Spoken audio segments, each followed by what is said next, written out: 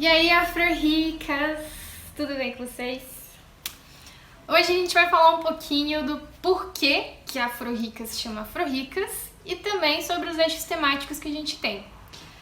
Quando a gente foi desenvolver o Afro-Ricas como um projeto de conteúdo, a gente precisou criar uma linha editorial. E no vídeo anterior eu falei um pouquinho da minha experiência pessoal e como é que isso se conectou com o Afro-Ricas, né? com o projeto em si. Então, a gente decidiu focar em mercado de trabalho e quando a gente pensa em mercado de trabalho, a gente acaba relacionando isso também a desenvolvimento pessoal, porque são coisas muito conectadas e, enfim, eu acredito que o trabalho é uma boa maneira de a gente se desenvolver e colher bons frutos também. Então, quando eu desenvolvi o nome Afro-Ricas, o primeiro motivo é que eu queria fazer uma provocação e colocar essa ideia da negritude associada com uma coisa envolvendo dinheiro. Porque geralmente as pessoas distanciam muito a possibilidade de uma pessoa negra ser bem-sucedida financeiramente, no trabalho, enfim, em diferentes aspectos. Então esse é o primeiro motivo, Afro-Ricas, né? Pra já fazer essa provocação assim. O segundo motivo é que eu acredito que nós, como população negra, merecemos e temos total condições de atingir ótimas condições de vida, enfim, que a gente saia, né, da posição de só sobreviver para realmente ter uma vida. E isso eu vou trabalhar mais profundamente em outro vídeo. Então, Afro-Ricas está conectado com o que eu enxergo como abundância. E abundância, para mim, é o contrário de escassez. E abundância não necessariamente é você ficar tendo excessivamente, acumular coisas ou enfim, seja lá o que for. Não tem a ver com acúmulo e não tem a ver com escassez.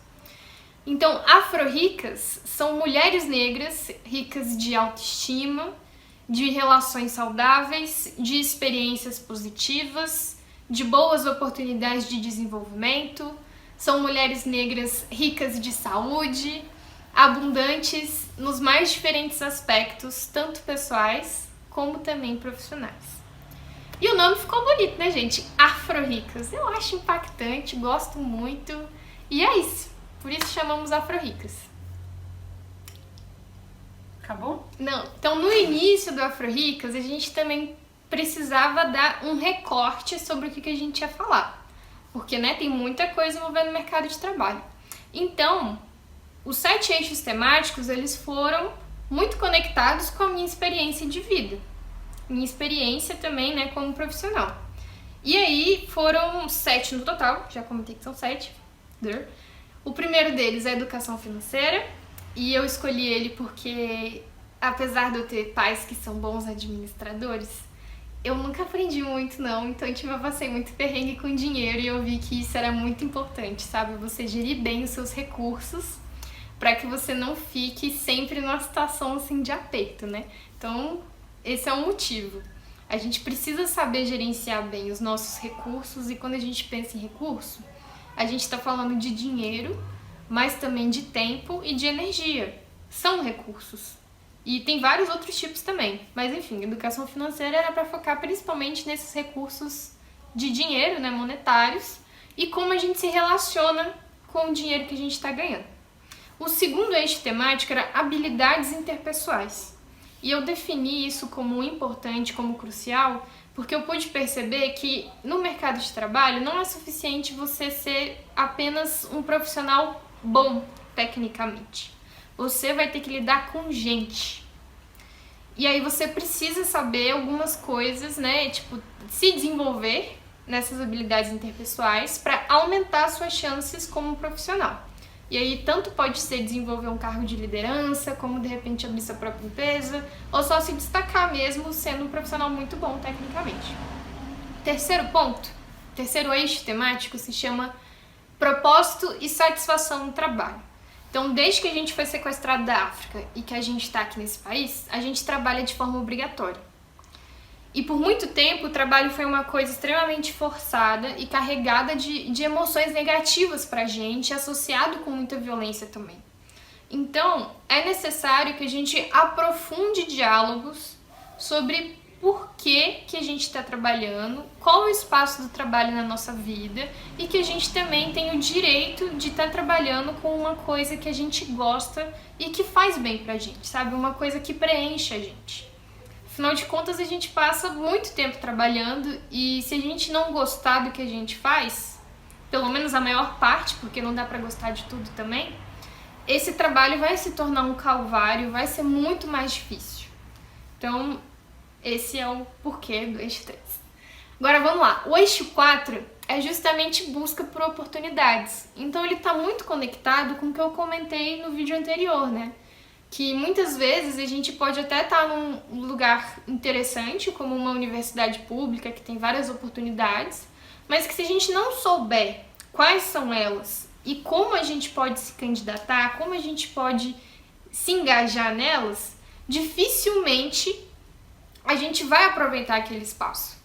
Então, assim, a ideia de esse bloco de busca por oportunidades era também falar sobre opções que podem contribuir para o seu desenvolvimento profissional, como você também pode ir atrás dessas opções, como uma maneira de mostrar as diversas possibilidades que estão aí pra gente e que a gente não está sabendo utilizar.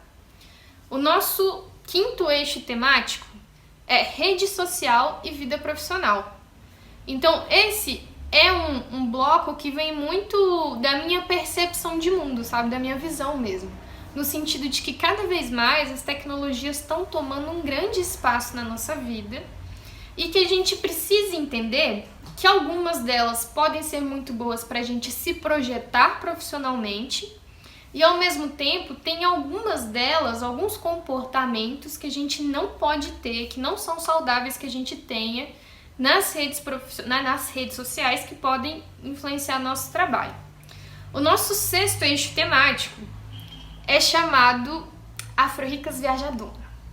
Então, eu tive a oportunidade de viajar muito, tanto no Brasil como também para fora, né? Já comentei que eu morei fora no México por um tempo, mas assim, também já viajei na Argentina, Uruguai, Estados Unidos, Noruega, Polônia. Conheci alguns países, dei uns rolês aí, maravilhosos inclusive. E eu observei que nessas viagens havia pouca... Assim, eu encontrava brasileiros nesses lugares, mas todo brasileiro que eu encontrava era branco. E isso não é algo pra gente se surpreender, né? Afinal de contas, a gente sabe que uma viagem internacional, ela vai te demandar muitas questões, tipo, financeiras e vários outros tipos de acesso, assim, tem que ter passaporte, muitas vezes é bom que você saiba falar outro idioma. Então, assim, são várias questões que faz com que viagens internacionais ainda sejam uma coisa muito afastada da realidade da maioria das pessoas pretas.